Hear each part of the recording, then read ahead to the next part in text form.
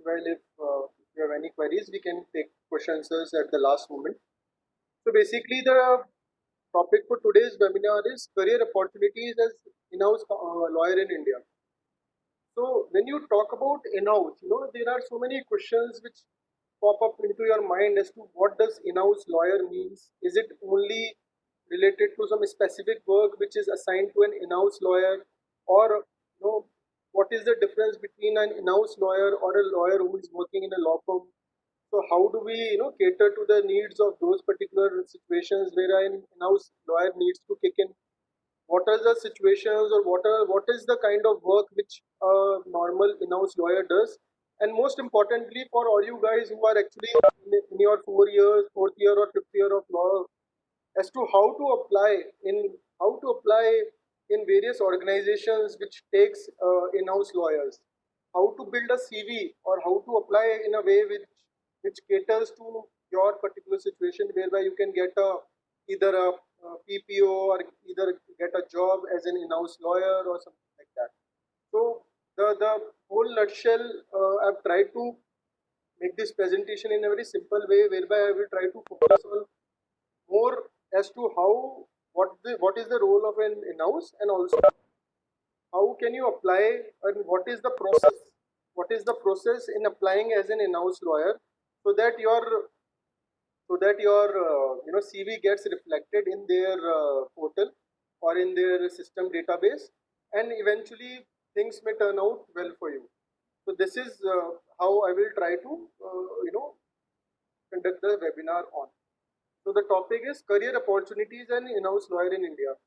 As I'll just tell you as to see, the question is, who is an in-house counsel? What is the role of an in-house counsel? So if we take in a very simple sense, because an in-house counsel is nothing but a person or a lawyer who is basically working in an organization as an employee, and is taking the benefit, or all the kind of benefits which are there with respect to an employee is being bestowed upon him or her. Now, when I talk about benefits, it means all kind of your, PF issues, provident fund, your gratuity stuff, and all kind of stuffs which are related to an employee. All kind of those particular benefits with respect to that is there as an in-house counsel. He or she, enjoys those particular benefits. Now, coming to a very important topic as to what basically in-house counsel is in terms of law, and what is the role of an in-house counsel in terms of daily mechanism. So if we just see the word in-house, it means nothing but the person who is there in the house. And when I talk about house, it means the organization or the company in which he or she is working in. So the role of an in-house counsel is nothing but it caters to all kind of strategic decisions. Suppose, if I'll give you an example, suppose if you are working as in-house counsel in, let's say, an IPR organization, whereby all kind of issues with related to trademarks, all kind of issues with related to intellectual property, copyrights, and all these kind of issues are being taken care of. So you will be destined, or you will be asked to make sure that whatever the issues, or whatever the focus area is with related to IPR, with related to other stuff which is related to IPR, is being bestowed upon you. Like I will give you example. So basically, in-house counsel does nothing, but he basically works on a very pragmatic and a systematic approach, whereby he handles all kind of complex legal issues, all kind of issues related to employment, all kind of contract relation issues. Compliances is also a key position, policy, advocacy. I'll go through it, and I'll explain you in much detail in a later case, but I'm just giving you the background. All kind of regulatory affairs, and outcome, all kind of works which are related to that particular organization. Like suppose if I am working in a real estate, so I'll try to give you examples with the real estate which are practical in nature, so that you will able to gather the whole stuff in a more systematic and a more efficient way. Now I'll give you my example as to what is the role of myself as an in-house counsel. See, I am working in a real estate organization, whereby my role is not just limited to only the fact that I have to make some kind of lease documents, or some kind of maintenance agreements or some kind of franchise agreements. So the work is not only related to the contract. See, what happens is that over a period, if I see in a decade or so, the role of in-house counsel and the broadness of an in-house counsel has taken a center stage. Now the work of an in-house counsel is no more like what used to happen in earlier days, that it is only destined to do certain specific amount of work. Now the work of an in-house counsel is very generic in nature. An in-house counsel is supposed to know laws with related to that particular organization. He is supposed to know the compliance issues. He is supposed to make sure that all kind of policies which are related to, either you talk about human resource, either you talk about employer-employee relationships, either you talk about compliance related issues, all kind of policies that are related to, like suppose I am working in a I am working in a organization whereby I am working from from a developer point of view. So we have to make sure that all the policies which a developer used to take, so those kind of policies, those kind of informative decisions, those kind of strategic roles, those kind of legal risks which are associated with that particular periphery needs to be taken into consideration. Now what happens is that the question which generally pops in everybody's mind is that, okay, we understand that you are doing a contractual work, so why you have to take into consideration and why you approach a law firm for that if you are so much into it. So see, what happens is, the whole matrix of this presentation is to give you a basic idea that whether you talk of a law firm or whether you talk of an in-house, both go hand in hand. Just that there are certain things which a in-house counsel needs is supposed to do, and there are certain things which are outsourced to a specific law firm or a specific lawyer per se. Now when I talk about role of an in-house, see, what happens is that most of the time it is noted, or it is seen that there are a lot of things which go hand in hand. There are a lot of stuff an in-house used to do, or which an in-house is supposed to do. So what happens is that for every small thing, for every drafting a notice, or for drafting a lease deed, or for drafting any agreement, or for that matter for drafting any or for going into a litigation or something like that. So every now you cannot approach, or you cannot outsource to a law firm, because when you talk of a company, or when you talk of an organization, there are a lot of issues which propel an organization to grow further.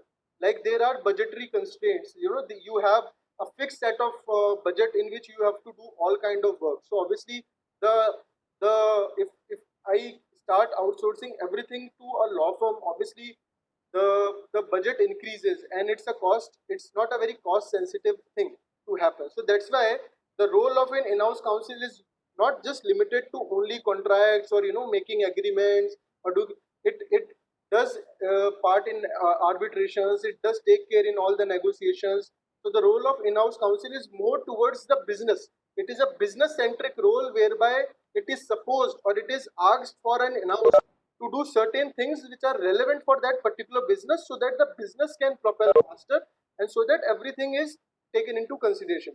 Now, so the question is what is the stark difference, what is basically the difference between an in-house counsel versus a law firm lawyer? So I've just noted some points, and I'll just let you know. So in-house counsel not only does a contract work, it manages risk. It is destined, and it is supposed he or she is supposed to do advisory role also, because there are so many employees who are working in the organization. So it has to act as a bridge between the employee and certain set of people.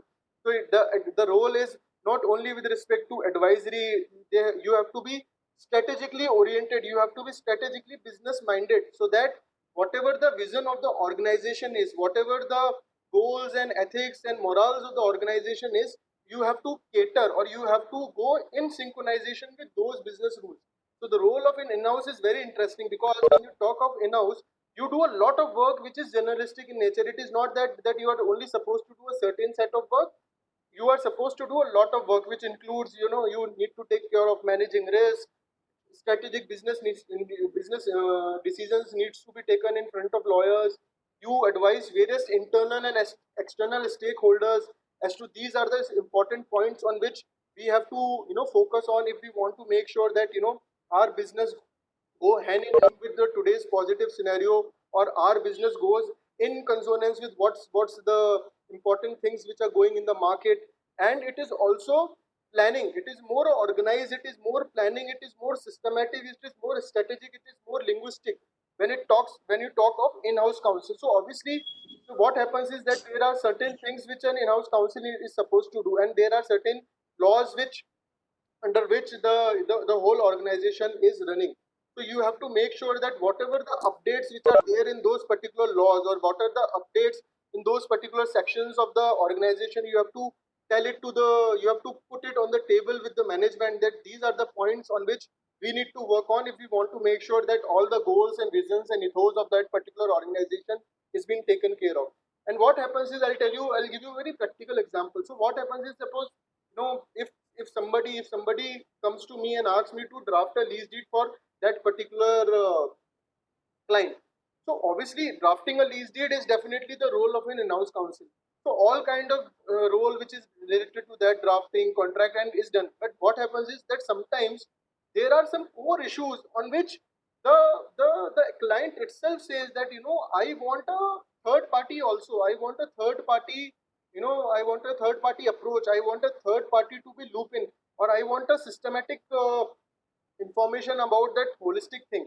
And that's why on those particular grounds you approach to an outsourced lawyer, or you approach to a law firm lawyer, because a law firm lawyer is supposed to know the very specifics. Like, I'll give you an example. If you talk of any law firm, for that matter, be a tier 1 or a tier 2 law firm, so all those law firms, the role of the law firm is divided into various domains.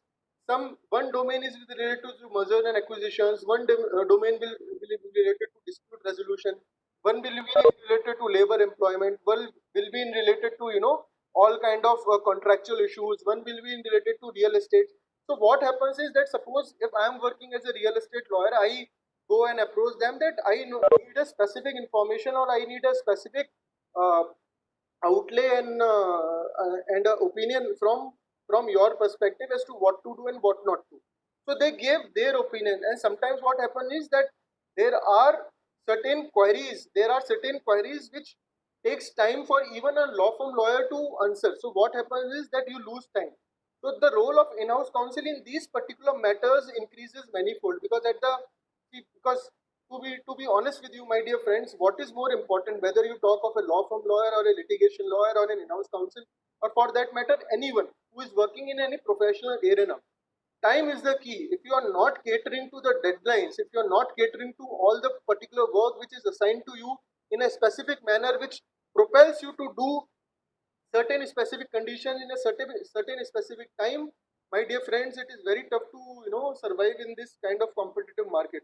So what happens is, in those particular situations and in those particular arena, what happens is that the role of a law firm lawyer goes for a toss, and the role of an in-house counsel increases manifold, because you have to make sure that all kind of decisions, all kind of approach, all kind of opinion which is related to the query in hand, which you have given to a law firm lawyer, needs to be taken care of. And at that point of time, if your in-house counsel is well versed with the fundamentals of law, if he know the provisions of the law, if he understands that how a particular decision has been propelled by the honorable courts, whether you talk of Supreme Court or a High Court, then he can be an asset to an in-house counsel, and in that way you can save a good amount of money. Not only money, you can save a good amount of time, because at the end of the day, a law firm lawyer is also supposed to read the same stuff which you are reading. But the only problem is, or but the only thing which differentiate an in-house and a law firm lawyer is that a law firm lawyer is basically fixed. It has a very specified load, and those people are highly specific experts.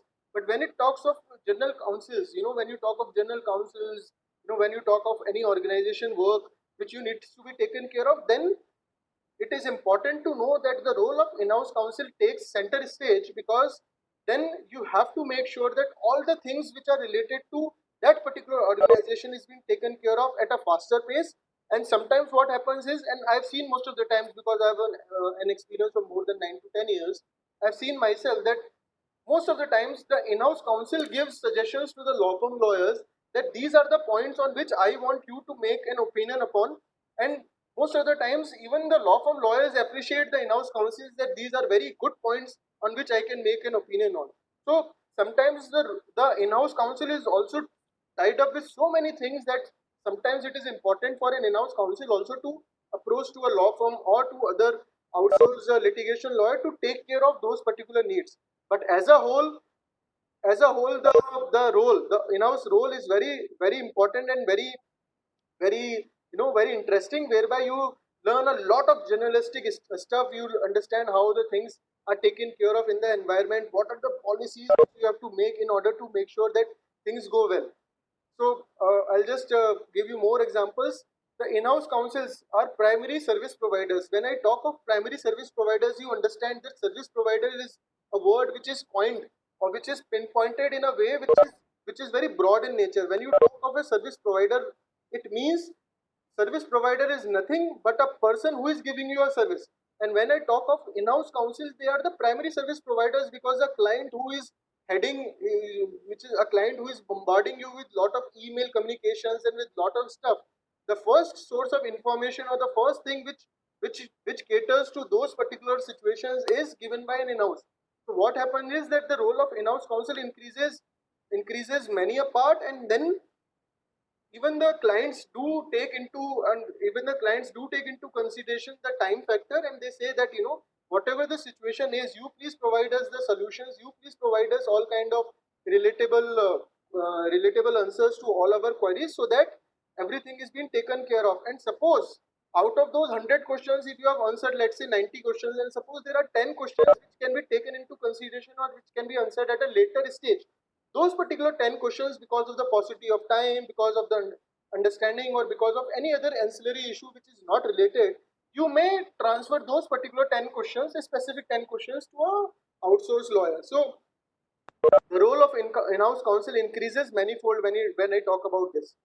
So there are a lot of things, it is when I say they are cost effective, it's a faster resolution, because you are the face of the company, you are sitting in the organization as the face of the company. So the organization also expects you to be on your toes and give them all the answers which are related to that particular set of rules, or at least they expect you that you should be willing enough, or you should have that kind of a positive attitude whereby you can take into consideration all kind of ancillary issues. And what happens is that there are various calls which an in-house counsel is supposed to do. So you have to be on various calls, be it negotiation calls, be it decision making calls, other calls. So you, being the face of the company, you need to be very much proactive, you need to be very much understandable, you need to be very much effective, efficient, and all kind of positive ethos must be reflected, because at the end of the day, if you are having a call with some other client, you should make sure that all the situations which are there in front of you are being taken care of in a most effective and a resolution way. So there are other things that in-house counsel increases the reliability also, because suppose what happens is that sometimes if you have approached to a law firm lawyer, he may give you X kind of an opinion which you may feel as a lawyer that there are certain kind of additions which needs to be top up on those particular X kind of an opinion. So obviously, if you go to that particular lawyer who has given you an opinion, he may or may not give you that kind of a comfort which you are looking at. So obviously, you have to look to some other lawyer or some other law firm or other organized outsourced lawyer. So what happens is that the reliability or the whole structure goes for a toss, because see, it's a human mind at the end of the day. What I am thinking, probably you may not be thinking in the same way, and the vice versa happens with me also. But at the end of the day, what is more important is to give answers to the query which is more relatable to the market economics, because at the end of the day, whether you talk of a law firm lawyer or a litigation lawyer, or for that matter an in-house lawyer, what is most important is that the market economics, how you are working and how you are catering to the need of the market, is more important. Like, I'll give you an example. Today COVID is going on and there is a lot of uncertainty. So the question arises as to what is the role of a lawyer to make sure that, or how can you see that what will be the options which will open post COVID. So what will be the scenario post COVID. So these are some kind of situations which an in-house counsel is supposed to know, and on the basis of those particular set of rules, on the basis of his knowledge, he is supposed to give you answers to this. So the role is specialized come general, general come specialized. So it's a mixed bag of everything. Now I've told you that there's a specialized work undertaken by an in-house lawyer. So what is more important? See, when you talk of market economics, it is very pertinent to know, and it is very important to understand the whole ideology and whole structure as to how the economics is going on. The technology is important. Like suppose if you are working in a pharmaceutical industry, or if you are working in a FMCG sector, so you are supposed to know that what are the updates, or what are the updations, or what are the things which are important to make sure that your business runs smoothly. So you have to adopt into new technology. And my dear friends, I'll give you a very practical example. You work on a document, so the same track mode document is being worked by an in-house lawyer, the same track mode word is used by a law firm lawyer. Same kind of specifications, same kind of things are being used by an in-house lawyer as well as the law firm lawyer. But what happens is that, see, the law firm is basically a system whereby there are a pool of lawyers who are there sitting at a one place and giving a consultancy services. And when they are giving consultancy services, they have to take into consideration about the billing part and everything. And for that to happen, the role of in-house counsel is important. Because if you see over a period of decade, now the shift is, there is a paradigm shift. If you see, the role has shifted, and there is a paradigm shift between the fact that what used to happen around 15 years before, it is not so.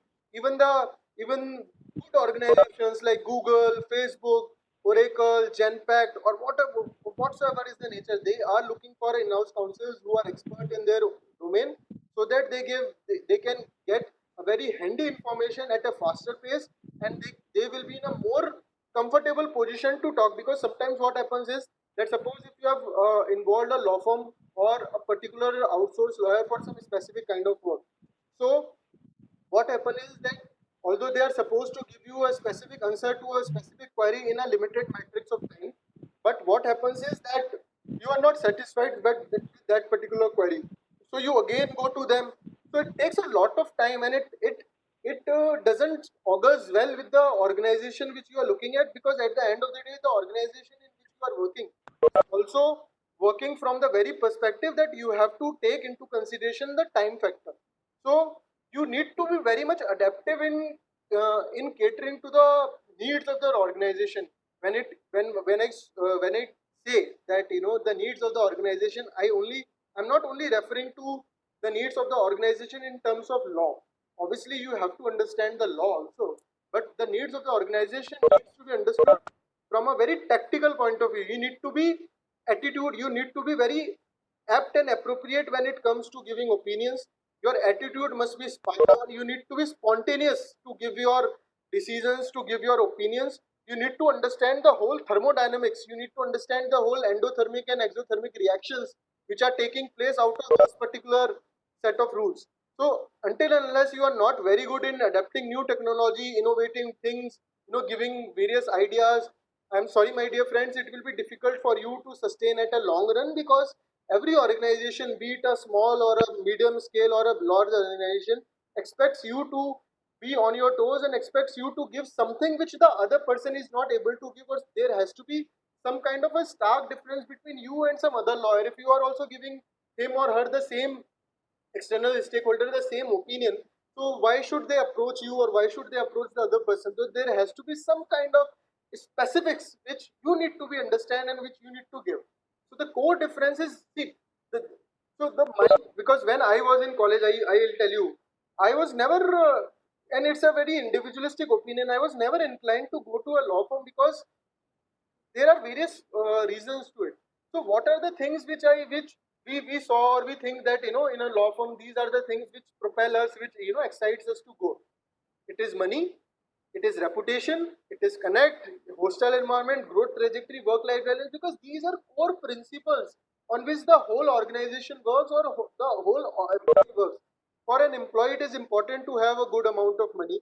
So see, law firm also gives you all these things. So there is no point that, or this presentation is not made in a point whereby I'm saying that law firms are not doing this, or this is best, or this is worst. What I'm giving you a very prospective idea as to, and I'm just trying to open up your horizons, that only joining a law firm is not the end of the world. If you don't get a job in a law firm, there are various organizations, there are various in-house councils, and there are various in-house organizations which are looking for prospective lawyers like you, who are sound in their approach, who have the basis of understanding, and who can work hard. Because at the end of the day, if one goes, if one grows up to the ladder, he or she needs a team under him or her to take into consideration the important or small matters. So whether you talk about money, my dear friends, in-house council also gives you a decent amount of money. So it's not like that you don't get a good amount of money. See, at the end of the day, if you are harping on more money and every time, so then there is a low limit. But the money which is being given as an in-house counsel is very good, and sometimes it matches with a tier 2 law firms also. So don't be under an impression that law firms give you more money, and it is not in the case of in-house. It depends upon the in-house which you are joining. Number one, your reputation also gets increased because you are recognized by that particular organization and you have been respected. If suppose I'll give you my example, if I am working as a real estate lawyer in as a developer, so various clients who are there in our campuses, they do know me, and the reputation gets increased, or connections, your contacts, increases like anything. So the environment is not hostile. In fact, it is good environment, and the growth trajectory is on the upward scale. So you can grow rapidly if your focus is right, and if you are thinking from a very holistic point of view, and if you are thinking from a point of view which is more important and more noted worthy, and more systematic. Now, work life balance, obviously we have talked in detail. Work life balance, see, work life balance is nothing. It depends upon person to person also. Like suppose if I can work for, let's say, 13 hours a day, and the other person works for 16 hours a day, so it does not like that my work life balance is better than him. It depends upon person to person, it depends upon situations, it depends upon how you are involving yourself into those particular situations. So the work life balance is a very subjective point of view. But yes, after a certain point of time, after you are you have joined, and you have seen a good 8 to 10 years in the professional world, you need to give time to your family, you need to be with them in difficult times. So sometimes it is important, and that's why the difference lies with the whole concept. And in those particular scenario, the social factors, the role, the in-house council takes the center stage. Now, if I'll go to my next slide, advantages. So for you guys, because see, the whole purpose of this presentation is to make you understand that what are the good things and what are the advantages of being an in-house, and how can you as a fourth year and fifth year students can apply to in-house, you know, various in-house organizations, whereby you can get more exposure, more scope, your horizons gets opened, and things like that. So obviously, if you talk about jobs, there are a lot of jobs which are there in the market. Sometimes because of the thermodynamics of demand and supply, and because of the issues with respect to the economy, there are situations whereby it gets curtailed, or it gets a backstage. But if you are good, if you are willing to, if you are willing to put in hard steps, if your base is strong, if your edifice is strong, the building will definitely will not crumble. So there is a more jobs are there as an in-house, more scope is there. The HR policies are very good, that you get lot of HR policies. You have a PF structure, so your future is being taken care of. It's not like that what happens is that, suppose if you are not working, or if you are not performing up to the situation, so the HR cannot just ask you to leave. There is a proper notice period which is given to you of 2 months, 3 months, depending upon your employment contract. So you get time to hunt for a new job, unlike a law firm. Because if you are not working in a law firm, they will not, probably they will ask you to leave within a month or so. So it is very difficult to get another job. So all these kind of benefits, which caters to the social arena, which caters to your understanding is important, and HR policies and other benefits are being given as an in-house. There are a lot of taxation benefits. You get PF, you get gratuity, you get all kind of compensations and everything. You get various rules. So there are a lot of things. And my dear friends, I'll give you my personal example. Sometimes it is very difficult if you want to take a loan. Sometimes it's very difficult to get a loan if you're working as a law firm lawyer. Sometimes, not always, but sometimes. But if you are working as an in-house, so you can get a good amount of loans, because they know that how the structure works. So these are small things, and it is very good at fresher level, because if you are a fresher, you can join an in-house, as an intern or as a trainee, and probably after some point of time you can join as a PPO or something.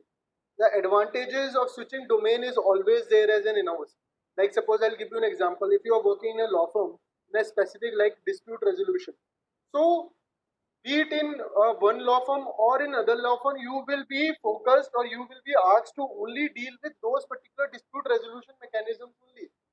So the horizon, you will be very good in one sphere of law in one particular sector, but sometimes you will not be getting that kind of impetus and that kind of knowledge in terms of that. So in that way, the role of a in-house is very important, because you have an advantage of switching domain.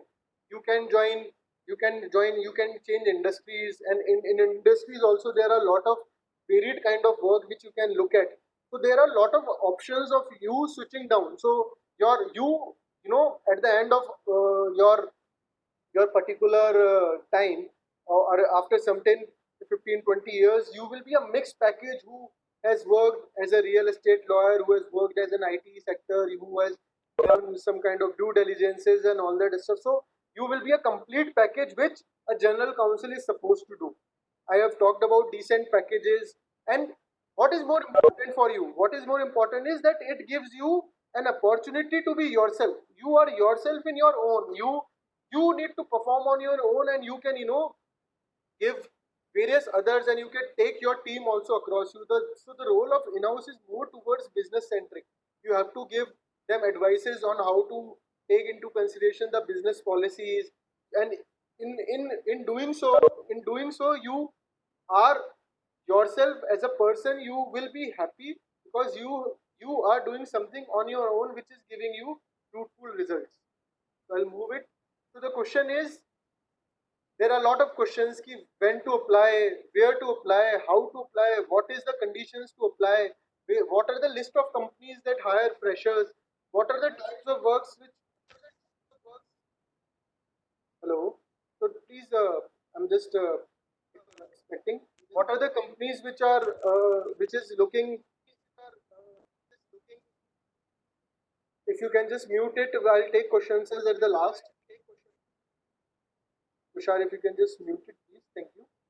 So there are a lot of questions, because when I was in my college days, the same thing happens to me also, and I was very tense as to what to do, what not to, where to go, where not to go, how to go, what to do, when to do, where to do. So these kind of issues do pop up in the mind, and it is quite understandable also.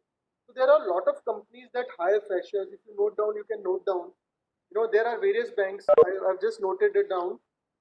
So I'll just give you some examples. So there are a lot of companies which hire freshers, be it like ICI, ICCI, SDFC, banks, ITC, Reliance, various SMEs, construction sector, FMCG industries, Perfetti, HUL, Patanjali, PepsiCo, robotic companies, or companies which are related to real estate, manufacturing, IPR issues. So there are a lot of companies. If you just Google it, you will get a lot of data.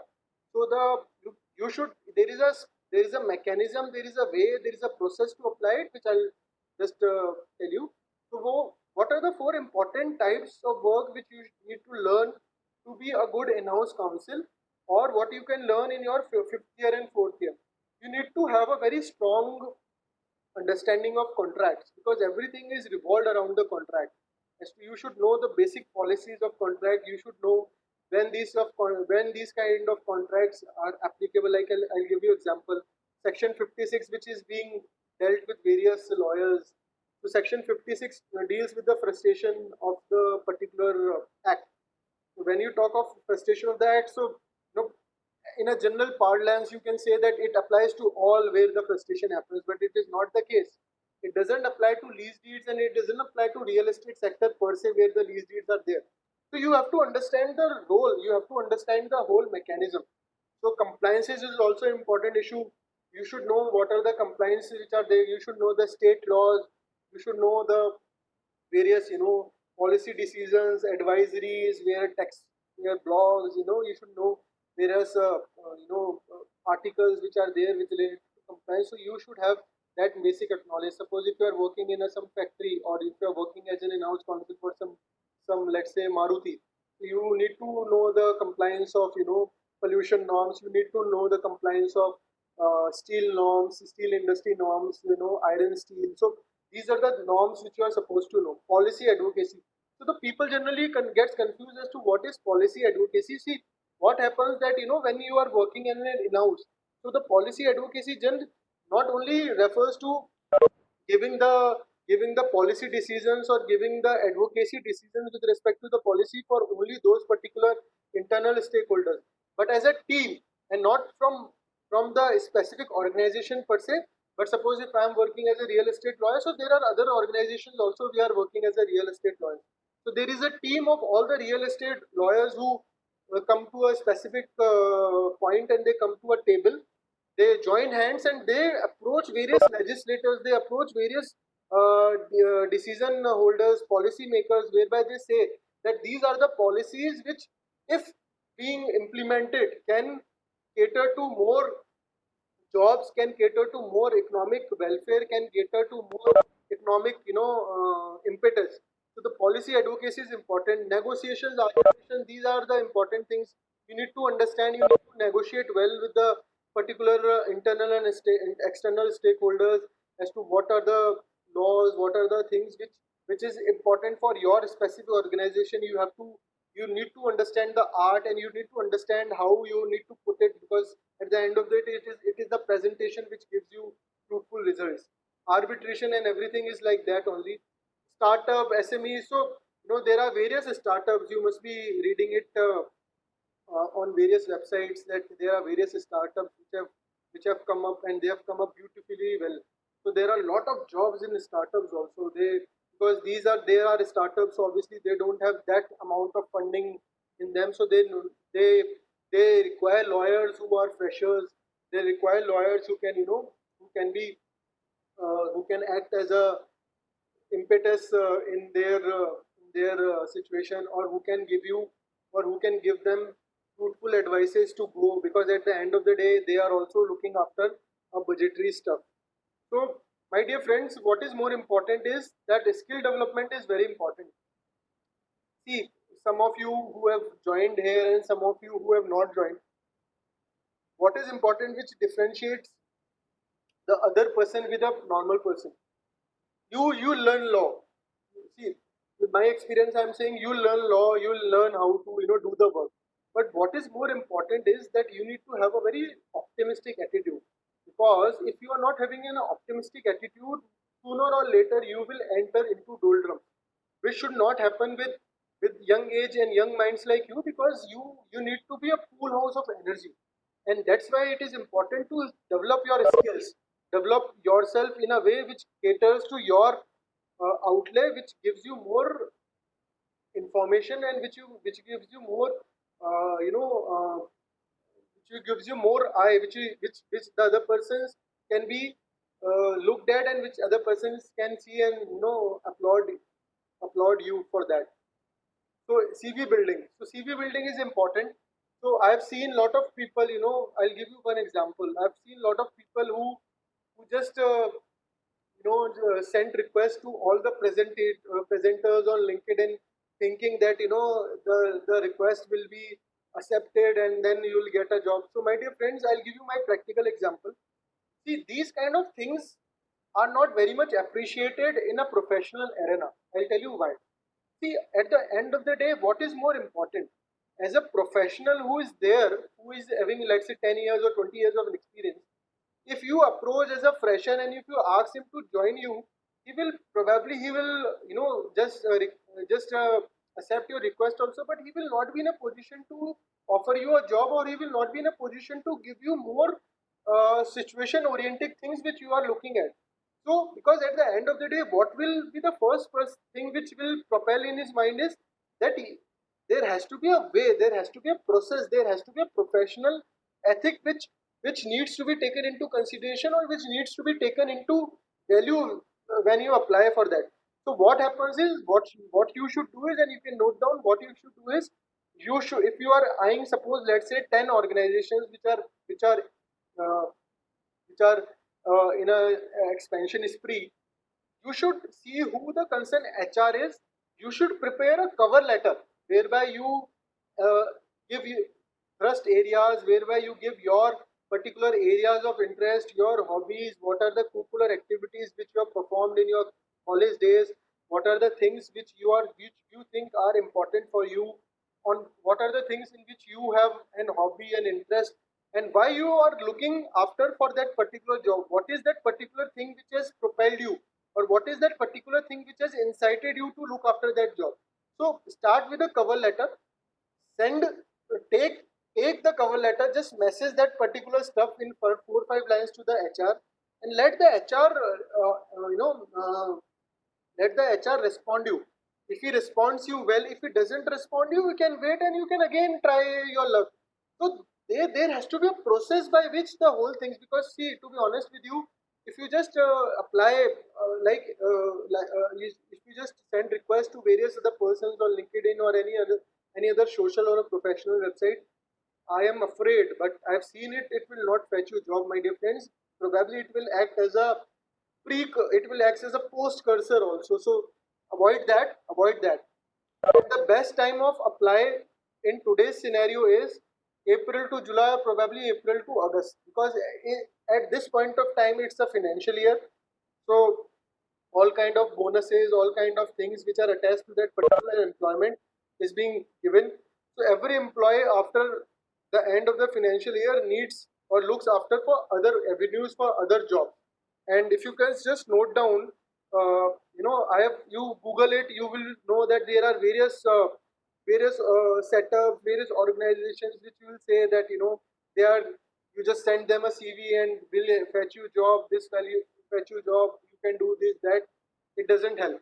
It doesn't help practically, because every organization has a different ideology, so it doesn't help. So what helps you is that I have, to be honest with you, I have come across personally at a very good organization. If you just note down, it is psandac@gmail.com. So it's a small boutique, because I have tried my hands. I have tried my hands. It's a small boutique organization which if you just send them your CV, they will advise you, and they charge very nominal, because I have myself taken the services from them, and I'm very I have learned a lot, and I got a good details, and I've referred, and I've given that particular reference to various of my friends also, and whom they have also referred, and they have also got a good positive outcome. So there are various setups which you can approach. If you approach this particular setup, like which I've just told you, it will definitely give you more emphasis. So that's for today. If anybody has question answers, I'm I will be more happy to answer. So any questions, friends? Because see, to be honest with you, once the lockdown will open, I don't know whether you will get an opportunity to interact with us, or probably we get an opportunity to interact with you. So can you just can you just uh, uh, just give you an example, or just question answers which you want to ask, and then probably I'll give you more practical examples also as to how the role of an in-house is important, and what is the work which an in-house counsel does from scratch to the fag end of that particular thing in a step by step. So if you want to have questions, please do let me know. Hello, sir. Yes, sir. Yes. This is Akash this side. Hi Akash, how are you? I'm fine. Yeah, tell me. Actually, sir, I just wanted to ask What do these organizations expect from a fresher? Okay, good question.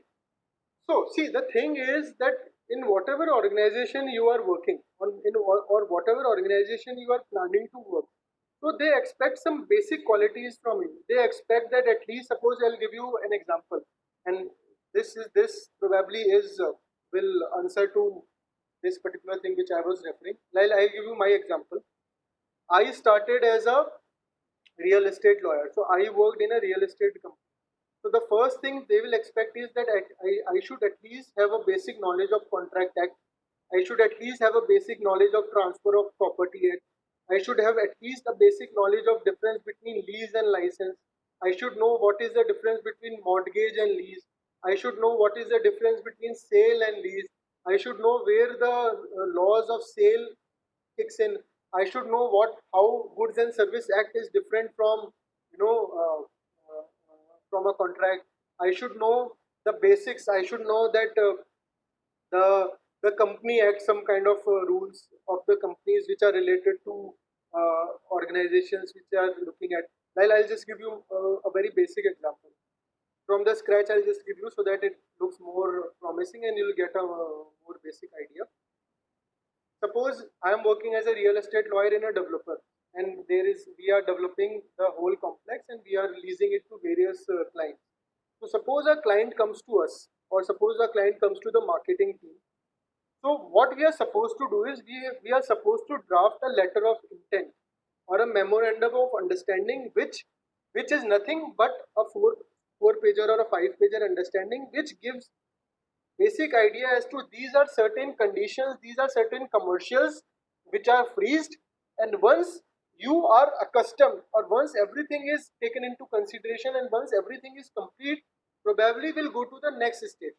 So because since I am working in a real estate lawyer which is happens to be an SEZ, so obviously there are certain regulations, there are certain acts and policies which happens or which takes into effect post the signing of a letter of intent.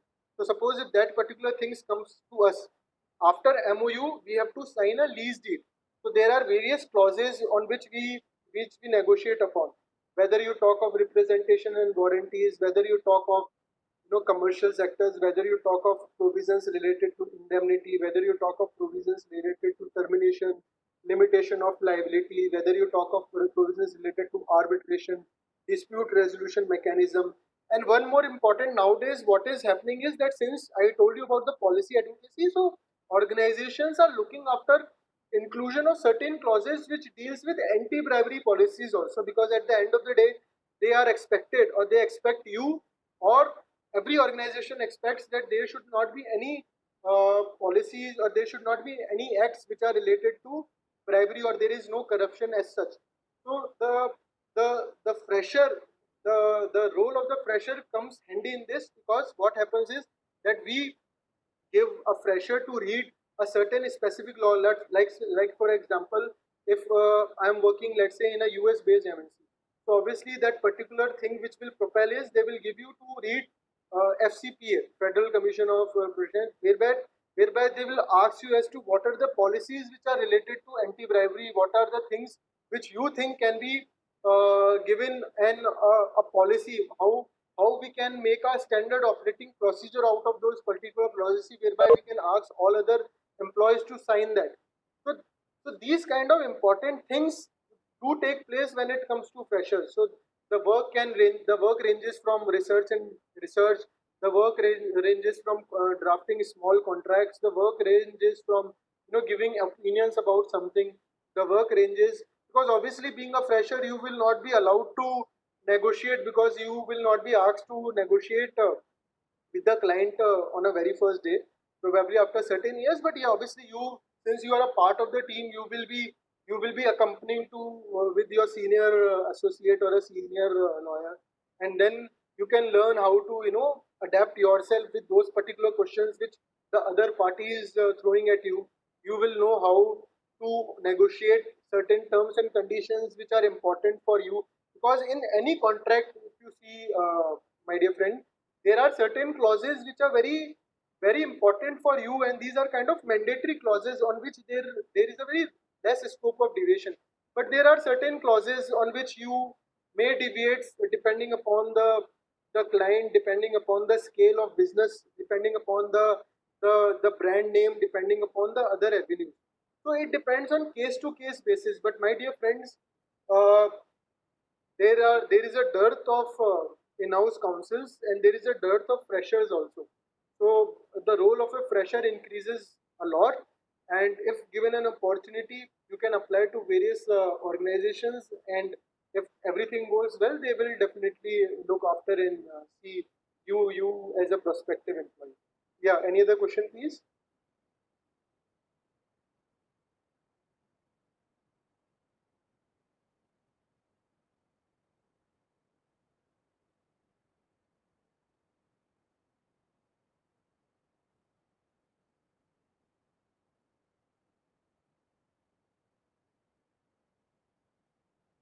Any other question, please?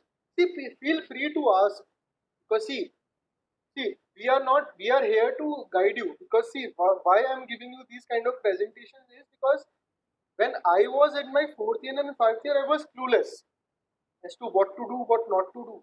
And there was no one who can guide us, because at that point of time, the market economics was different. And now we can have sessions, we can have webinars whereby we can give you our inputs, we can give you our ideas. Like I'll give you an example. I have talked about this psancac@gmail.com. I'm not. You can go there. You can just drop down your queries. It's a very good, because I have tried and tested it, and I've referred to other friends of mine also, and who have also tested it, and most of them have find it very useful. So they format your CV. They make sure that your CV uh, is more in line with today's economics. So Tushar had said that I should repeat. It is PSAND PSANDAC@gmail.com. PSANDAC@gmail.com. So you can drop down to, because see what happens is that googling it out is the easiest thing. You Google it and you will let me know. But what happens is that if you just Google it, they will give you templates, but you will not able to understand that what to do with the template. Just putting the words in that particular template will not help. You have to see the chronology. You have to see whether everything in systematically placed. You have to see that whether all the things are going in synchronization with the fact. You have to see that the whole structure is not looking a very hayward. You have to see the formatting, you have to see the content, and you have to also see that whatever thing which you are putting down and whatever thing which is enshrined and incorporated and encapsulated in your curriculum vitae, you should be knowing that, because there is a no point you can bluff. So these are the important things which generally organizations don't pay heed to. So I find it pretty interesting, and that's why I'm sharing it with you. If you can just do it, fine. Any other questions? I'm with you on this. If any other questions, please do ask uh, things. Hello. Yeah, So Tushar this side. yeah, So Tushar this side. yeah, Tushar. Yeah. So basically, my question is that we are at the fourth year stage. Then what should we do? Basically, we should find that where should we go? Basically, we should go for bank, FMCG, IT sector, or a real estate sector, or we should make a basic knowledge of everything right now. What Okay. should we do? Okay, Tushar. Good question. See, what happens is that no, just mute it, because otherwise the voice will be echoing. So what happens is that as a fourth year student, after 3 years, you'll know that what are the areas which is giving you an interest, and what are the laws on which you are not feeling comfortable in. Like I'll give you example. My example. There are certain laws. Like I got the certificate of excellence in indirect taxation, but to be honest with you, my indirect taxation is not great, and I didn't find it too interesting. No qualms to my friends who are working as a direct tax counsels, but I didn't find it interesting. I find some other avenues interesting. So as a fourth year law students, it is important to understand that which is your thrust area. and depending upon your interest, depending upon your thrust area, start reading the laws, start reading those particular section of provisions of law, so that you get a basic knowledge of those particular sections. Because if you get that basic knowledge, it will be easier for you to crack the interview. Because as a fresher, it is expected from you that you should know at least, the specific sections. You should know what is the basic difference. Like, I'll give you a very specific example. I take interviews. So there was one fellow who, I just asked him as to, you must be, you must be knowing about Company Act. Well, yes, sir, I know and all that. So I just asked him, do you know the difference between a private limited company and a public company, public listed company? So he started giving me things which were more theoretical. So I just asked him a very practical example. So you, good that you know so much, but then can you please tell me why the word private is written, or why the word limited is written in both of us, if there is a difference? So he was clueless. So see, these kind of, it depends upon the interviewer who is asking you the questions. He, as to what are the questions he can ask, he will definitely try to test you on your knowledge skills. He will definitely try to test you on your skill set. That, suppose if you are saying that your hobby is indirect taxation, or your hobby is, let's say, uh, trademarks. So he will ask you, if you are a hobby in trademark, can you just tell me what are the trademark, and why the word logo is there, or what is the inception of a trademark? See, try and understand from a very logical point of view that that particular person is also there to take you, and that particular person who is there working as an employer or an HR or other person is there to give you a base. And you should not write something which you don't know, or you should not write something on which you have an issue. And if you don't know it, it's fine, because obviously there are hundreds of things which I don't know. It's fine, it's perfectly fine. But then you should have that kind of an attitude whereby you can say to them that, sir, sorry to say that I don't know this, but if you can just ask me other questions, I will happy to answer. So there are ways, because see, nobody expects you to know everything, and out of the blue they can ask you anything. It doesn't happen like that. They expect you to know the basics, and after 10-15 minutes of interaction, one deciphers that whether you know the basics or not. So my dear friends, it is important as fourth years to pinpoint your thrust areas of interest and start working on those. Start working on those intricacies. Read judgments. Because I have asked myself, I have, being an interviewer, I have asked myself, can you just give me the difference? Because if you are very updated, good. Can you just tell me the difference between ratio decidendi and obiter dicta? And he was clueless. So if you are saying that you read judgment, so you should know what is ratio decidendi and obiter dicta. So these are specific questions which can be asked, which are very basic in nature, which you as a person, or which you as a lawyer or a fresher is expected to know. I think I've answered it, Akash. Any other questions? Hello. Hello, hi sir. Hi. Yes. Hello. Yeah. Hi. Sir, I would like to continue, sir. Anurag this side, sir. Yeah. Sir जैसे कि आपने अभी बताया कि interest होना चाहिए, but sir don't you think कि interest factor तो एक टाइम के बाद होना चाहिए? मतलब जैसे कि I was advised by lawyer, अब suppose if I am lucky a company might hire me, if I am not, नहीं तो मेरे को अपना सर्वाइवल तो इंश्योर करना पड़ेगा। बट उस केस में मैं कहूँ कि सर मेरा इंटरेस्ट क्रिमिनल है, मुझे रेप केसेस करने हैं, बट कोई फ्रेशर हूँ देगा नहीं, उस केस में मेरे पास तो सर मेरे को कुछ कुछ भी लेना पड़ेगा ना। मेरे पास 138 का आएगा, मुझे करना पड़ेगा। मेरे पास बैंकिंग का आएगा, मुझे करना पड़ेगा। मुझे शायद फाइलिंग भी करनी पड़ी। Correct. तो फिर सर उसमें नहीं लगता कि इंटरेस्ट फैक्टर कहीं कहीं ना कहीं फिर एक तरह से I'll give वीक सा हो गया? I'll answer your question, Anurag. क्या होता है ना अनुराग, पहले तो अपने अपने लेक्सिकन से, अपने कैरेक्टर से और अपने एटीट्यूड से ये वर्ड लक हटा दीजिए। लक कुछ नहीं होता।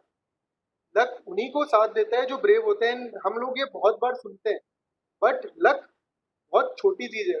जो मोर इम्पोर्टेंट है वो ये है कि प्रोसेस क्या है।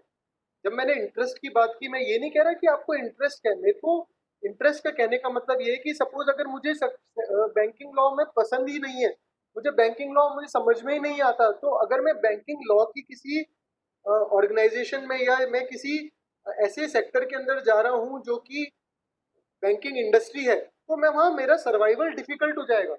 तो कम से कम इतना तो मुझे अंदर खाना पता होता है कि ये चीज़ मुझे अच्छी लगती है, ये चीज़ मुझे अच्छी नहीं लगती।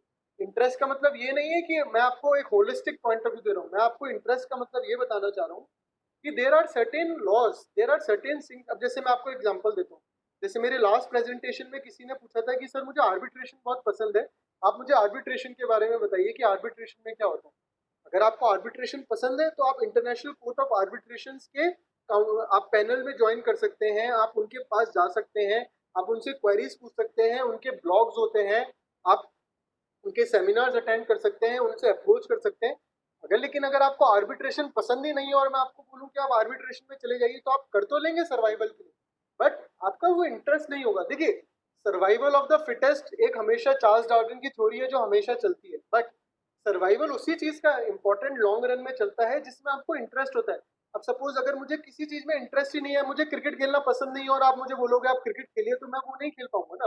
मुझे कहीं ना कहीं जीरो डाउन तो करना पड़ेगा कि हाँ, ये 10-15 लॉज हैं जो मुझे अच्छे लगते हैं। अगर भगवान ने साथ दिया और अगर सब कुछ हुआ और मेरी मेहनत मैंने वैसे किया, तो फिर डेफिनेटली मैं इसके अंदर जाऊंगा।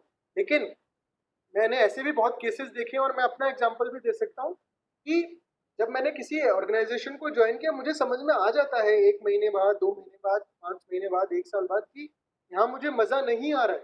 तो फिर आपका इंटरेस्ट भी चेंज होता है, लेकिन कहीं ना कहीं से आपको स्टार्टिंग तो करना पड़ेगा ना, बिकॉज अगर कोई प्रोस्पेक्टिव एम्प्लॉयर आपके सामने खड़ा है, वो आपसे यही पूछेगा कि आपके इंटरेस्ट एरियाज क्या है, आपको क्या पढ़ना अच्छा लगता है, आप किसके अंदर अपने आप को देखना चाहते हैं। तो कोई आपसे ये एक्सपेक्ट नहीं करेगा कि आप बोलोगे कि आपको क्रिमिनल लॉयर बनना है और वो आपको फॉलो अप करता रहेगा 20 ईयर्स तक कि आप क्रिमिनल लॉयर बने नहीं बने। वो सिर्फ आपसे ये जज करना चाहता है कि आप जो बोल रहे हैं क्या वो आपको पसंद भी है, या आप जो बोल रहे हैं उसका आपको बेस का पता भी है, या आप सिर्फ बोलने के लिए बोल रहे हैं। क्योंकि अगर आप सिर्फ बोलने के लिए बोल रहे हैं ना, तो होता क्या है ना कि कहीं ना कहीं आप पकड़ में आ जाते हैं। और देखिए, फर्स्ट इंप्रेशन हमेशा लास्ट इंप्रेशन होता है। अगर जैसे ही आप पकड़ में आए, everything goes for the toss. So at least you should be able to know कि these are important areas where you can work upon. These are the important areas on which you need to work more, and these are the areas which you are comfortable with. जो चीज़ें comfortable हैं उसको अगर आप table पे रखेंगे तो 90 out of 100 chances ऐसे होंगे कि आप क्रैक कर पाएंगे interview. Any other questions please? So basically मेरा एक क्वेश्चन है, जैसे हमें अभी 5 कोर्स में बेसिक पढ़ाया है हर एक्ट का, तो we are not getting about into anything, okay. मतलब कोई भी एक्ट हम स्पेसिफिकली नहीं जाए। तो मैं पर्सनली ये है कि मैं अपना इंटरेस्ट एरिया गाइड नहीं कर पाया कि कौन सा मेरा स्पेसिफिक इंटरेस्ट एरिया है। हाँ हाँ, तो सर इस सिचुएशन में क्या किया जाए कि पता लगे हमारा इंटरेस्ट एरिया कहाँ है और हमें कहाँ जाना चाहिए। Good question Tushar. सी होता क्या है, मैं आपको बताता हूँ। बेसिकली प्रॉब्लम कहाँ आती है? प्रॉब्लम ये आती है कि देखिए, जो लॉ स्कूल का करिकुलम है, they have to go by their curriculum, ठीक है? तो आप उनसे एक्सपेक्ट नहीं कर सकते कि वो आपको हर चीज पढ़ाएंगे, because something is expected from you also. तो सबसे पहले क्या होता है ना, जैसे मैं क्या करता था, मैं आपको अपना एग्जांपल बताता हूँ। मुझे सपोज कुछ चीज अच्छी लगती थी, मैं उसके जजमेंट्स पढ़ता था, क्योंकि जब आप जजमेंट्स पढ़ेंगे ना तुषार, तो you will get to know कि दोनों साइड के लॉयर्स अपने अपने आर्ग्यूमेंट्स देते हैं। आप जब जजमेंट्स पढ़ते हैं ना, तो जज के जब न्यूट्रल पर्सपेक्टिव आता है ना, जब उसमें वो बोलता है कि ये चीज भी अच्छी है, ये भी चीज भी अच्छी है, और उसके बाद ये चीज निकल के आ रही है, उससे क्या होता है, आपको एक डेवलप होता है इंटरप्रिटेशन स्किल, आपको डेवलप होती है आपकी सेंसेस की। अच्छा, अगर मैं इस तरीके से सोचता तो ये होता, और अगर मैं ऐसे सोचूंगा तो ये होगा। उससे क्या होता है, आपका अपने आप आपको समझ में आने लग जाती है कि चीजें क्या है। ऑब्वियसली 4th ईयर या 5th ईयर में ऐसा नहीं होगा कि आपको सब कुछ आने लग जाएगा या आपका इंटरेस्ट रहेगा। इंटरेस्ट एक बहुत सब्जेक्टिव वर्ड है। जैसे मैं आपको एग्जांपल बताता हूँ, आप जब इंटर्नशिप्स करते हैं, तो कई बार इंटर्नशिप्स में आपने देखा होगा कि कुछ चीज़ें आपको बहुत पसंद आती हैं और कुछ चीज़ें आपको पसंद नहीं आती हैं। जो चीज़ें आपको पसंद नहीं आती हैं, ऑब्वियसली उसमें यानी आपको कुछ ना कुछ there is a hurdle, no, there is a bottleneck which is not giving you wings to fly. There is a bottleneck which is not giving you enough diesel to move you forward. तो वो thrust areas तो हर individual centric होता है, वो आपको ही पता करना पड़ेगा। And my dear friends, let me be very very clear to you कि लॉ स्कूल्स लॉ स्कूल्स में पढ़ना, लॉ स्कूल्स में पढ़ाना और लॉ स्कूल्स से निकलना, ये तीनों बहुत डिफरेंट बातें हैं. Law school will give you a base, ठीक है, law school will give you a base, but what will you do on that particular base depends upon you as an individual. Until and unless you should be knowing the important judgments, like we know about the basic structure of the constitution. So when the question arises of basic structure of the constitution, the first thing which should come into your mind is Keshwananda Bharti 1978 case, 1072 pages. तो अगर आपको ये basic चीजें नहीं पता होंगी तो फिर सामने वाला आपको बोलेगा कि जब आपको बेसिक नहीं पता, how will you give. See at the end of the day you talk of a law firm, you talk of a in-house, you talk of a fresher, you talk of litigation, you talk of court. Any organization or any person, why he or she will take you? He or she will only take you once he knows or once he feels that there is a spark in you. There is something in you which can, if nurtured well in future, can reap benefits. There is something in you which is good, which can give that particular organization some sort of stability, some sort of reliability, some sort of effectiveness. So those thrust areas, those areas can only be deciphered once you are into it. And my dear friends, I'll tell you very honestly, if you are into it from your heart and soul, if you are into it dil se, then you will learn. Because see, learning is what, when we were in 12th, it is a very simple human psychology. When I was in 10th, I used to consider 10th as a toughest subject, or 10th is a toughest class. But when I came in 11th, I used to think कि 10th तो easy था यार. When I was in 12th, 12th used to be a nightmare for me and for all of. But when I passed 12th, I thought, no, it's fine. So the present situation is always difficult for everyone. But then what is more important is that you should have that mental aptitude that this time will pass, this will pass, and I will learn through it. And don't worry, my dear friends, it is not कि if you are not getting a job, this is the end of the world or depressed हो जाना है और ये सब. See, job मिलना नहीं मिलना सब, there is, to be very honest with you, I know many friends of mine who end up not getting jobs, and they are now judicial magistrates in various states, and they are doing fantabulously well in their own spheres of life. मतलब we meet them in common things, and we do ask them कि यार तुम अपने time पे ऐसा था वैसा था. So see, the mindset changes, so it's not like that if you are focused on particular one thing and support, if things don't fall into your place, this is the end of the world. No, my dear friends, there are a lot of options which are in front of you. You only need to think and cater. These are the points which I am good at, and let's focus on certain points which I am good at. Any other question, please? Good afternoon, sir. So Bhuvnesh this side. Hi, Bhuvnesh. Sir, you talked about how we can join startups as well. There are options in we can join startups in as in a in-house council. So, sir, but many of the so these startups are not very stable when it comes to working. They can get shut down or whatever.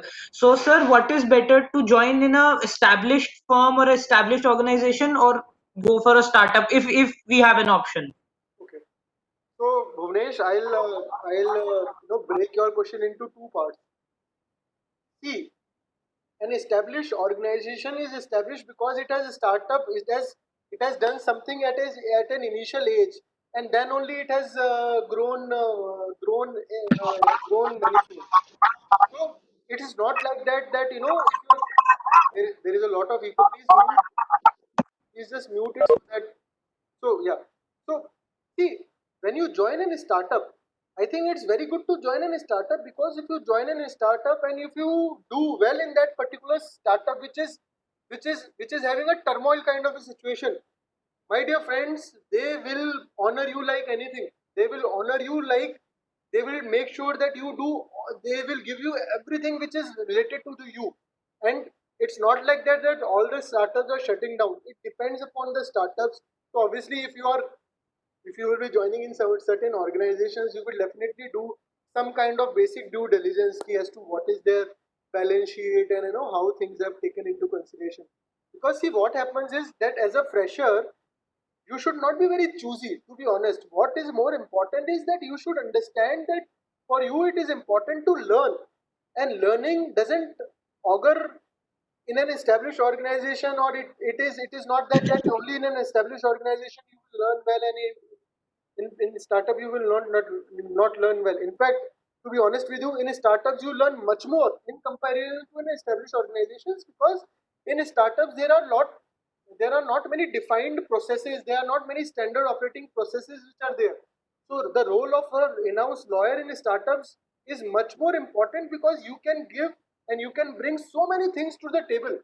So I think the perception in the mind of people that startups are unstable and all these things, so don't think on that.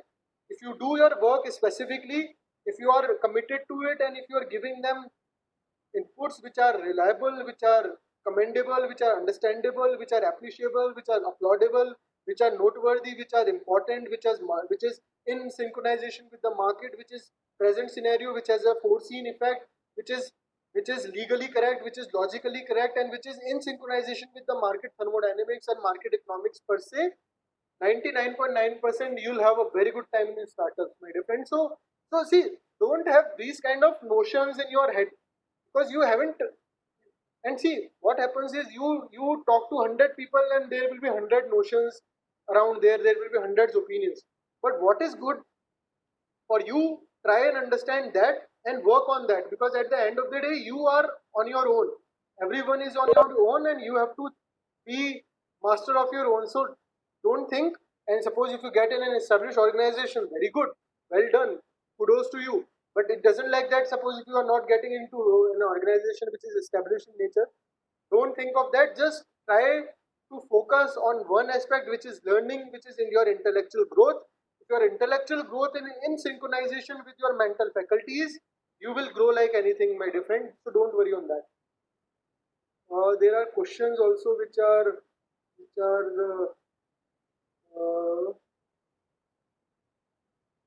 so just feel free, uh, ask your question through audio. Let everybody hear it. Please feel free.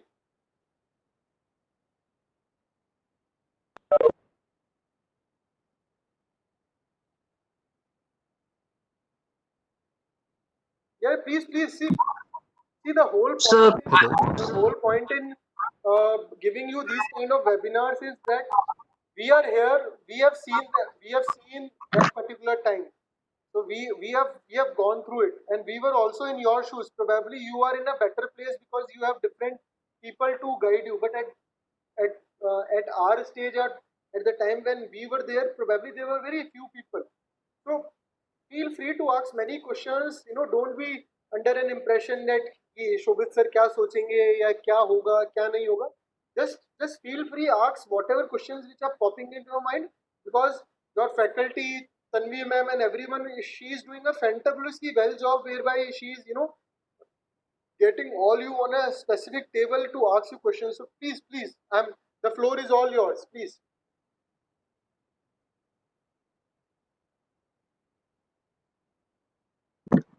sir, I have another question.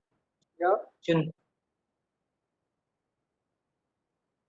Yes, Bhuvnesh. Sir, you said that as an in-house counsel, we have, yes, sir, you said as an in-house counsel, we have to think a little differently, have to, as compared to any law firm. If we want to prove that we are better, or why should they come to us?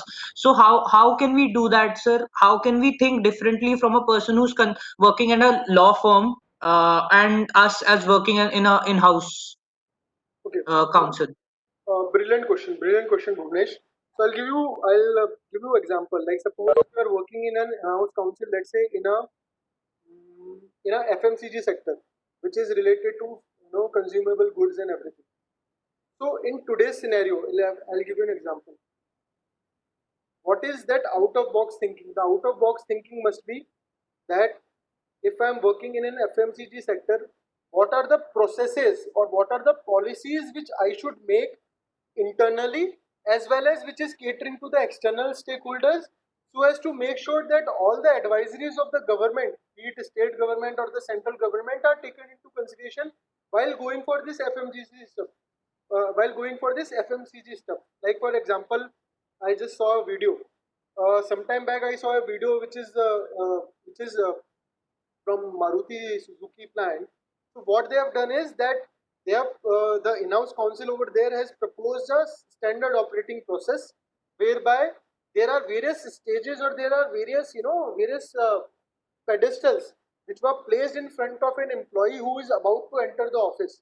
So there is a thermal scanning, then there is no touch screen, there is only a face scanning.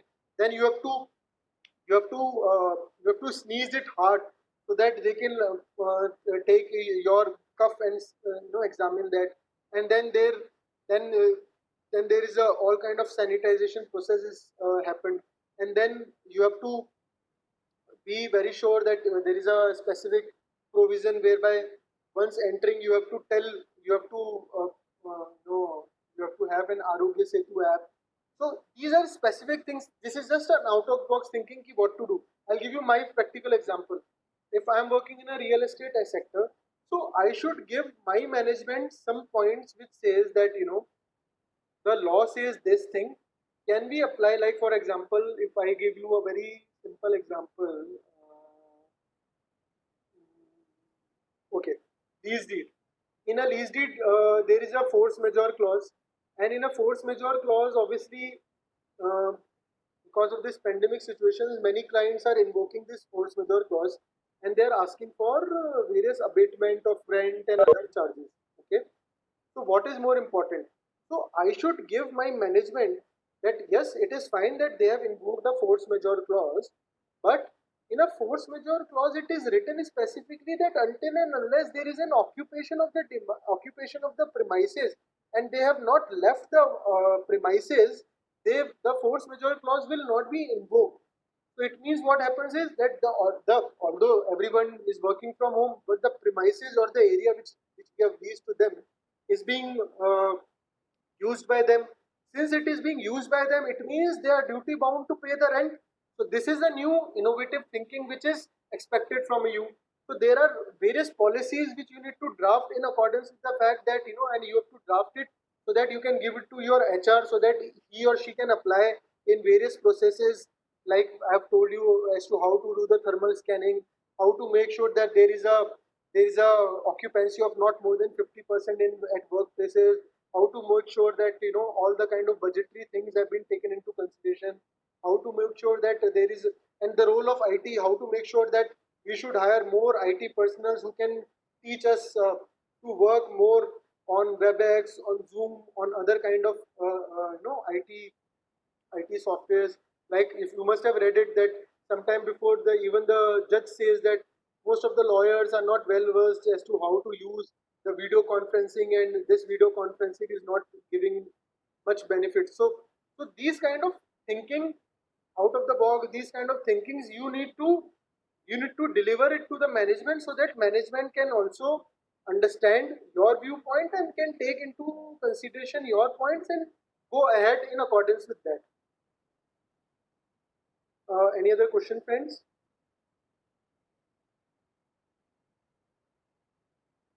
See, what is more important is that you should know how to apply.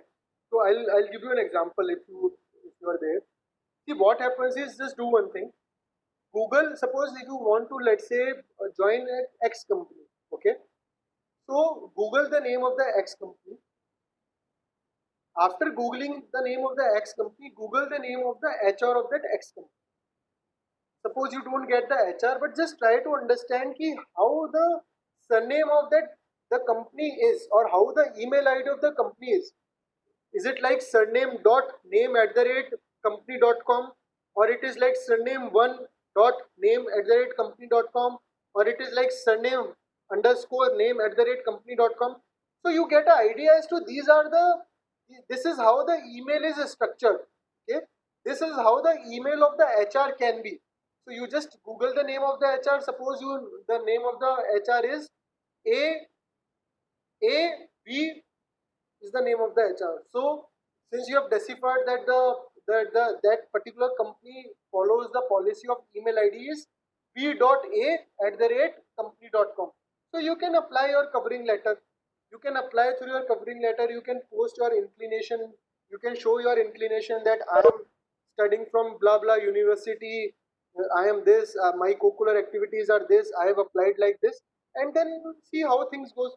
Because these are the things which are innovative. These are the things which which is expected from professionals and which is expected from people and young youth like you. And that's why when I say I refer this PSA and AC, I find it pretty good, my dear friends, because they give you, they suppose if you ask them and they'll make sure that they they will uh, they will modify your CV. They will give you options, so you can try your luck there. I find it useful. That's why I'm sharing. Any other questions, friends? I'm happy. I'm all yours. Any other questions? So basically, my question. Yes, yes, Hello. yes. So basically, my question is that at this stage, should we decide one industry that we should go for insurance industry, we should serve hospital, telecommunication, and then working upon that industry would make us more specialized about everything regarding that, and it would be fruitful after 5 years. I would say no, because having said that, there is a reason to it why I'm saying no. Uh, See, try and understand that chalk down an area which is related to finance. So suppose if you are good in financial things, if you are good in companies, should join an organization which is related to which is going for those kind of merger and acquisitions where the shareholder agreements are made, where purchase agreements are made, where there is a role of SEBI. So chalk out that.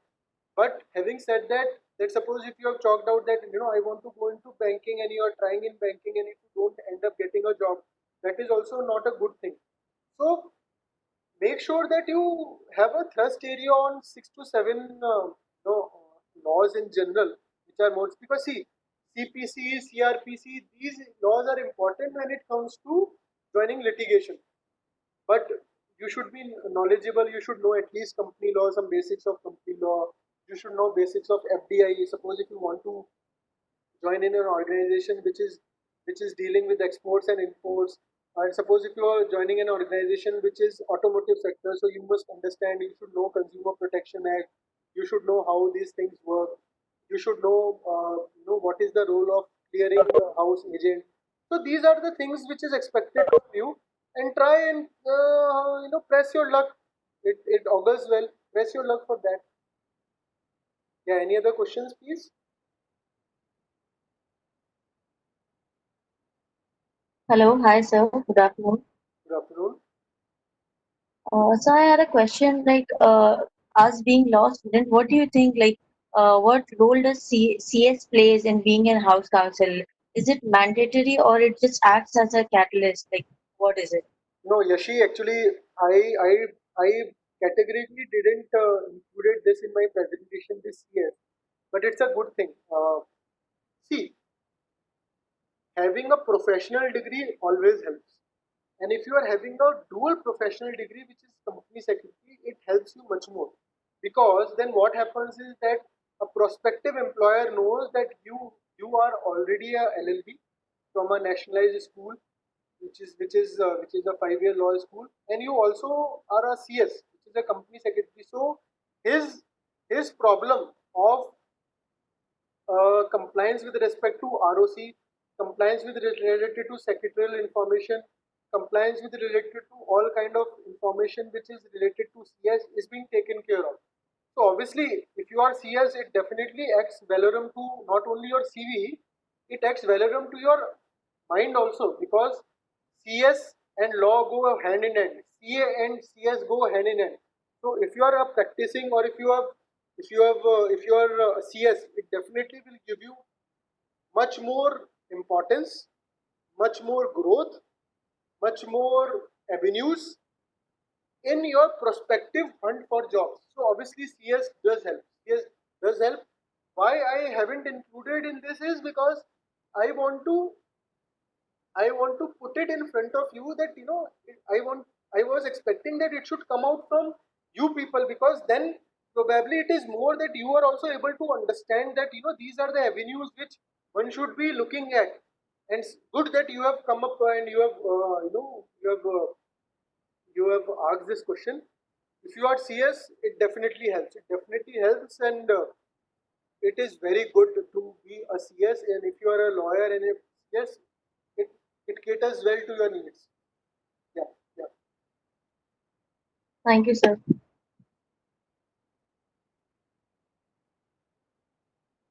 Any other question, please?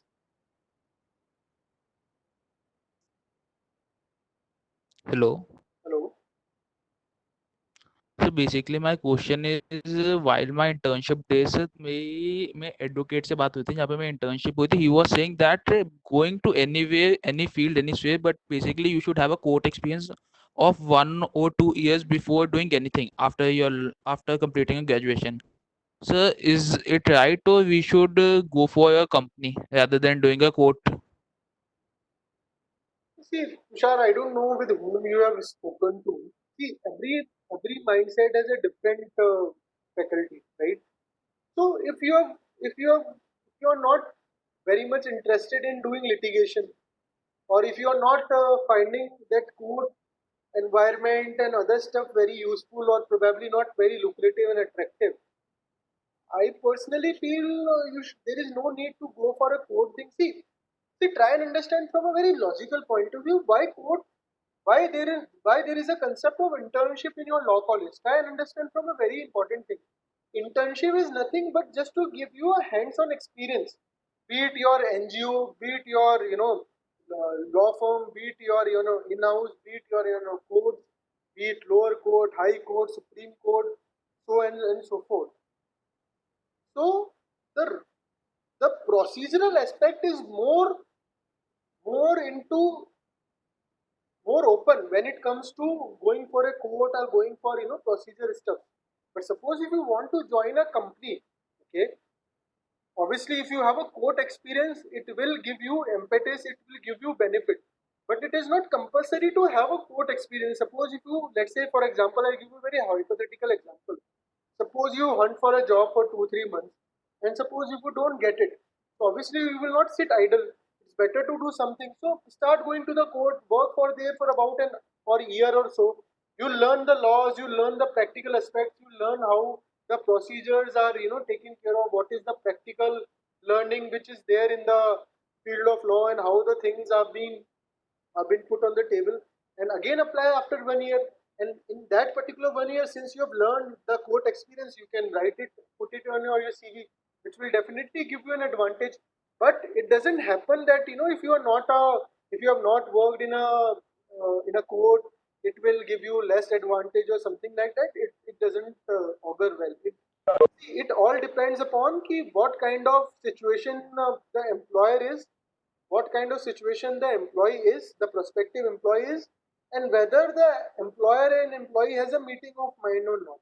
If that is the case, I don't think these things will take more of a place. But yes, having said that, uh, any experience for that matter obviously helps. It acts like a choco pie on your already baked good chocolate cake.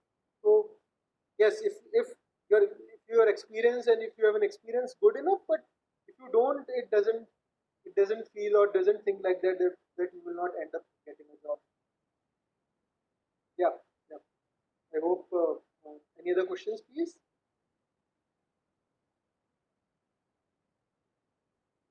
Hello, sir. Yes. Sir, Devansh this side. Hi there. Sir, my question is, what is the practical work we can do as an in-house counsel? Groundwork, basically, sir. So, I have dealt with the whole presentation in that way only. So what kind of groundwork which you are asking? As in, just elaborate on your question so that I can give you much more clear answer. Sir, basically, my question is, in what code we can specialize? कि हमें किस particular code या किस particular law में हमें more focus रहना चाहिए, जैसे फॉर इन हाउस काउंसिल या for a better in house council, It depends. जैसे कि सर आपने बताया. Yes See, sir. सबसे important है you should know contracts, which is a base. Until and unless you don't have a good command on the Indian contract, it is difficult, because until and unless you will not know the basics of contract, it will be difficult for you to sustain. Number one. Number two, you should be good at drafting. So in our college days, we used to have a drafting and a conveyancing semester. So you used to teach us ki how to draft and everything. So you need to be good at that. And then depending upon the organization in which you are looking, suppose if you are going for, let's say, NBFC, which is a non-banking financial corporation. So for a NBFC, it is expected from you that you should at least have a basic knowledge of banking, which is Negotiable Instrument Act. You should know Insolvency and Bankruptcy Code in 2016. You should at least know these basic things. You should know FDI. You should know the SEBI regulations. You should know the Finance Act. You should know a little bit about the goods and services tax. So it depends upon the organization in which you are thinking on, and depending upon the organization, depending upon the role, because sometimes what happens is that they give, every organization, every in-house council or everything gives you a JD, which is a job description. So they give you a specific job description which entails that these are the specific line items which they are asking you or which they are interested in. So they will give you a job description, and depending upon the job description, you can mold or you can focus on. But it depends. Contracts, Companies Act, these are the basics. It depends. Like suppose if you are applying for an organization which is pharmaceutical industry, so you should know the the Medical Act, the Disaster Act. You should know IPR. So it depends upon the organization in which you are interested in. I cannot say holistically. I can say holistically, but I cannot be saying that this is the law only which you need to read. So it depends upon the particular organization in which you want to go, and things like that. But obviously, if we see from a very, very broader perspective, contract, Companies Act, your your companies, when it talks to companies, you should know SEBI regulations, you should know RBI guidelines and other stuff. These are very basic and important acts you should know. Yes, yes, yes. Any other question, friends? What all are the sets of the skills we should acquire at this stage, except contract drafting and convincing? What all other skills we should acquire at this stage? We should basic. So you are a fourth year student, no, Tushar? Yes, sir. See,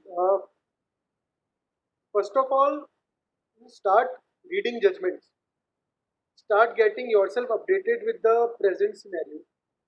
Start looking after websites like Bar and Bench. Start looking at websites like Manupatra, because these are basics. Start looking at websites like which you give more focus on ki what is going on in the market.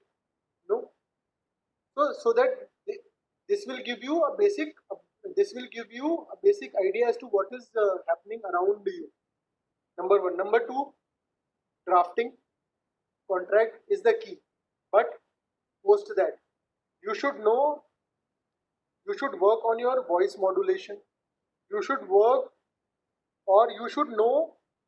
that suppose if given a chance, or if thrown into some pressure tactic situation or some pressuristic situation, how will you react?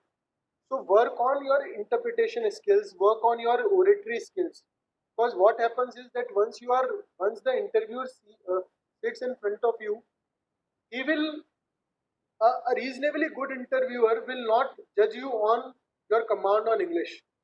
And if he is judging you on command of English, I personally feel that he is not making sense, or he is not giving justice to his profession per se. What the interviewer will look at is your way of sitting, your way of presentation, your eye to eye contact, how you have dressed up, whether whether what you are talking is coming from within, or whether you are just blabbling out of just for the sake of blabbering. Whatever there is in your CV, whether you have done it or not, the internship skills which you are telling, whether you have performed that or not. Like I'll give you my example. Uh, in my college days, by God's grace, I've written various articles, national, internationally. You know, if you Google my name, also there will be 7-8 pages which will get opened. I got an opportunity to represent our country at an international podiums many a times. So what is expected from me is that when I joined, so the first question in my first, I still remember, he asked that you have written that there is a lot of things which you have done internationally. So how do you think that if you see from a present perspective in relation to this organization, how would you help in us getting some international stuff in place? Or so to say, in a simpler words, he was just trying to nudge me to understand ki what are the international laws which, if put in place in relation to current scenario, in relation to that particular organization, will fetch him benefits monetarily and other specific things. So, so try and understand from these point of view. See, these things you will learn by looking, by interacting with people like who are professionals, by giving your time for webinars, by listening to your teachers, by give more focus on your auditory, speaking and reading skills, because these are more important. If you read well, you can speak well. If you don't read well, my dear friends, you probably speak, you will speak, but you will not speak well. And the subjectiveness of speaking well is not dependent upon a few of the persons who are telling you that you have spoken well or you're not. You yourself know that whether you have spoken well or not. So the moot court competitions, these give you a very basic understanding, and this give you a platform to express yourself. So try and be an expressive individual for that particular thing. Yes, any other questions? I see some of participants are still there. Any other questions? I'm happy to answer all these questions. So I have another question. Can I ask? Yeah, go ahead. So basically, you told that we should know about contract drafting and all about it. So basically, how we can tell the interviewer that we have a better knowledge about it or we know about it. Basically, we will get a chance to give an interview. We would be judged basically on our CV and cover letter. That is the main issue. Meaning the same set of questions which are popping in your mind were there when. See, the good interviewer, if you say that you are good in contracts, so how will he judge your knowledge? Obviously, he will see your CV. He will see that whether the CV is. That's why the CV structure is very good. That's why I'm saying that the CV needs to be very good, and you can approach PSEC and ACE for that. It's good. But suppose if you see, they will give you a hypothetical example. They will give you a situation whereby they will say that this is how the situation has happened. So now please tell me whether the communication is complete, whether the communication has been sent from the noticer and whether it has reached to the noticee, whether the communication is complete, or what are the contractual obligations which this particular transaction is involved at, or what are the particular things which contract act says, or what are the things by which this particular situation can be termed as void or voidable, or what do you understand by caveat emptor? Why should you say that buyer be aware? What do you understand by the funda, or what do you understand by the fundamental that if there is a sale of some property, so what do you mean by sale? Whether everything is gone, or there are certain, is there is a difference between gift and a sale? So it will give you hypothetical questions. It will give you a situation, or probably they can ask you to fill up some form, or they will give you a page or something in which they will ask you to draft something, or they will ask you to write a specific section or something like that. So it depends. It depends upon the interviewers, because see, at the end of the day, Tushar, what happens is that the interviewer who is there sitting across the table, he is there to judge you. He is not there to make anyone lives tough. Probably it's his duty to make anybody's life a bit dodgy, but uh, they will try to make sure that they will try to speak within you, whether to know that whatever you are writing, whether you know or that particular step, or you are just writing for the sake of writing it. And it depends, like, if you go for a internship and then suppose if you work well, you can get a PPO. So things like that works. So don't be so traumatized, or so don't we think that these people are draconian in nature, or they can be Hitlerian in nature, and they will ask so many questions, this and that. It doesn't augur well. If they ask you questions also, there is a specific purpose for it, so don't worry on that. Just keep focusing on the very basics, and most of the things will definitely fall in your place. Thanks. uh, any other questions related to anything which is popping up your mind? I have few minutes, I can answer that. I'm happy to answer anything which is coming to your mind, which you think कि नहीं ये अच्छा नहीं है, please, you can do it, you cannot do it.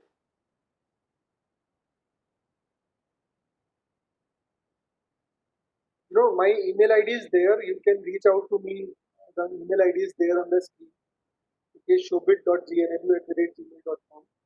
You can reach out to me. I will happy to answer your questions. But make sure, my dear friends, when you apply for any prospective organization, just don't send request to all the LinkedIn members, all the professionals, because that will not fetch you job. In fact, it gives a very negative kind of an impression on the part of yourself, that the process needs to be taken care of. The approach needs to be pragmatic and system oriented, not in terms of going in a direction which is not linear in nature. So ID is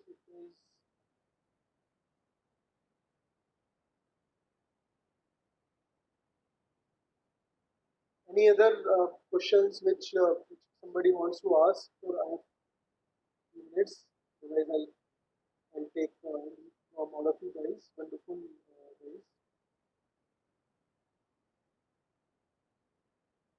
Okay. So thank you all for giving me an opportunity to speak. I hope I've tried to uh, give you some suggestions. I hope you have liked it. Keep working hard, and definitely things will fall in your place. So don't worry on that. Yeah. Thanks. Take care. Take care. Thank you, sir. Thank you so much. Thank you so much. Pleasure. Thank you. Pleasure is all, Tanvi ma'am. Thank you so much for giving me an opportunity to interact with this community. Thank you. Thank you.